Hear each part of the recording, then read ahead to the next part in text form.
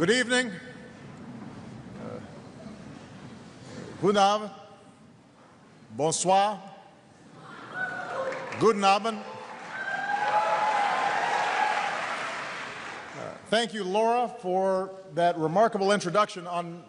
Before she came out, she told me not to be nervous. And I can only imagine, I think her father is in the audience, and I can only imagine how proud he is of her. We're grateful for her work, but she's also reminding us that our future will be defined by young people like her. Your Majesties, Mr. Prime Minister, and the people of Belgium, on behalf of the American people, we are grateful for your friendship. We stand together as inseparable allies, and I thank you for your wonderful hospitality. I have to admit, it is easy to love a country famous for chocolate and beer.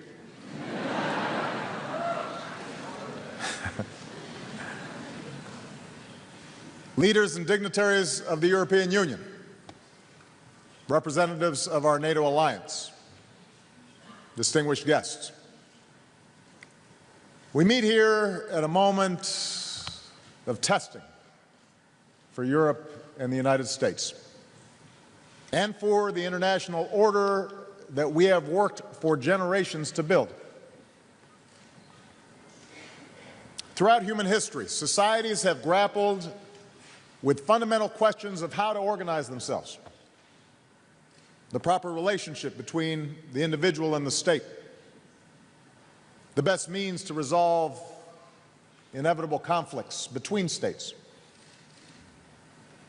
And it was here in Europe, through centuries of struggle, through war and enlightenment, repression and revolution, that a particular set of ideals began to emerge. The belief that through conscience and free will, each of us has the right to live as we choose.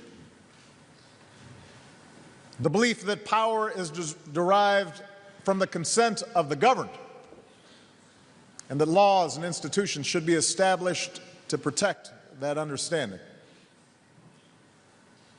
And those ideas eventually inspired a band of colonialists across an ocean.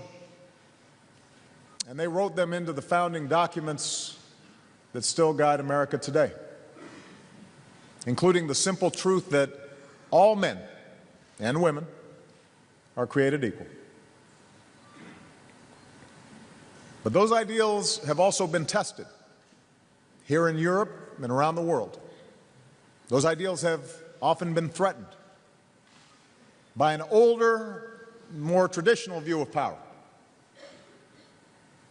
This alternative vision argues that ordinary men and women are too small-minded to govern their own affairs, that order and progress can only come when individuals surrender their rights to an all-powerful sovereign. Often, this alternative vision roots itself in the notion that by virtue of race or faith or ethnicity, some are inherently superior to others, and that individual identity must be defined by us versus them,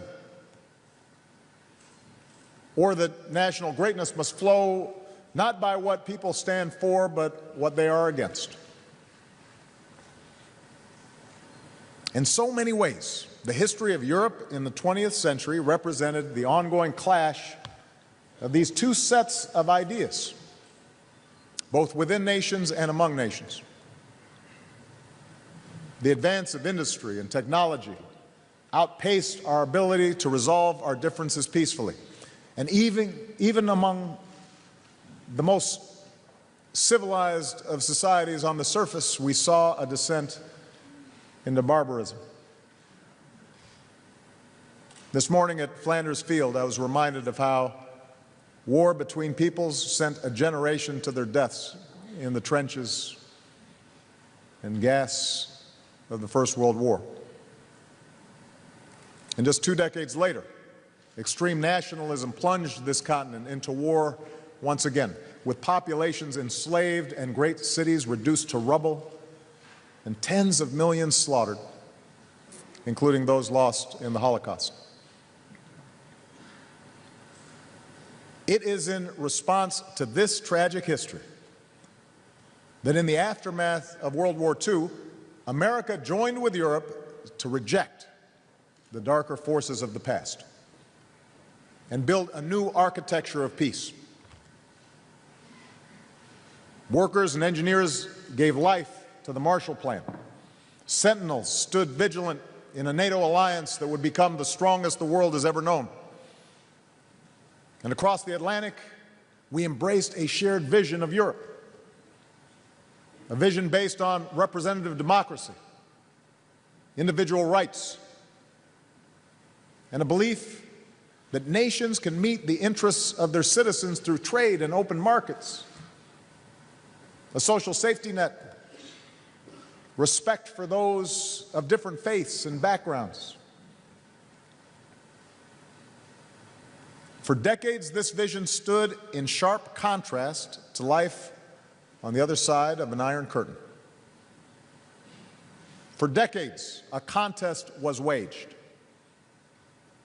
And ultimately, that contest was won, not by tanks or missiles, but because our ideals stirred the hearts of Hungarians who sparked a revolution,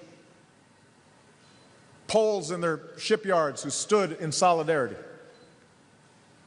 Czechs who waged a velvet revolution without firing a shot, and East Berliners who marched past the guards and finally tore down that wall.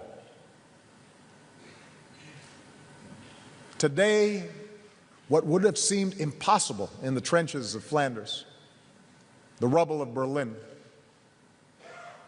a dissident's prison cell, that reality is taken for granted. A Germany unified, the nations of Central and Eastern Europe welcomed into the family of democracies. Here in this country, once the battleground of Europe, we meet in the hub of a union that brings together age-old adversaries in peace and cooperation. The people of Europe, hundreds of millions of citizens, east, west, north, south, are more secure and more prosperous because we stood together for the ideals we share.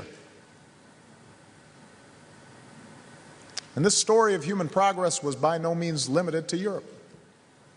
Indeed, the ideals that came to define our alliance also inspired movements across the globe. Among those very people, ironically, who had too often been denied their full rights by Western powers. After the Second World War, people from Africa to India threw off the yoke of colonialism to secure their independence. In the United States, citizens took freedom rides and endured beatings to put an end to segregation and to secure their civil rights. As the Iron Curtain fell here in Europe, the iron fist of apartheid was unclenched, and Nelson Mandela emerged upright, proud, from prison to lead a multiracial democracy. Latin American nations rejected dictatorship and built new democracies. And Asian nations showed that development and democracy could go hand in hand.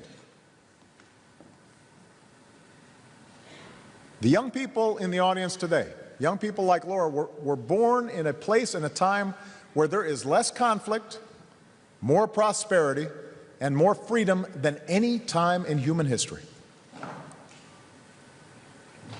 But that's not because man's darkest impulses have vanished.